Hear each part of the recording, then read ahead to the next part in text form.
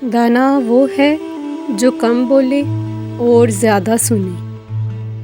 جو شخص علم رکھتا ہے اس پر عمل نہیں کرتا وہ اس بیمار کی مانند ہے جس کے پاس دوا ہے اور وہ اسے استعمال نہیں کرتا۔ اپنی ضرورتوں کو محدود کر لینا بھی بڑی دولت مندی ہے۔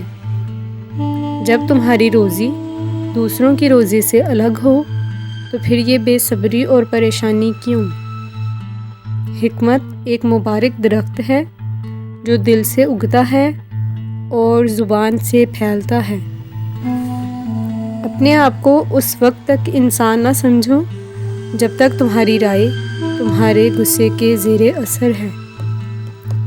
صادق کا تھوڑا سا مال جھوٹے کی بہت سی دولت سے اچھا ہے۔ اللہ کا خوف عمر دراز کرتا ہے جبکہ نافرمانی عمر گھٹا دیتی ہے۔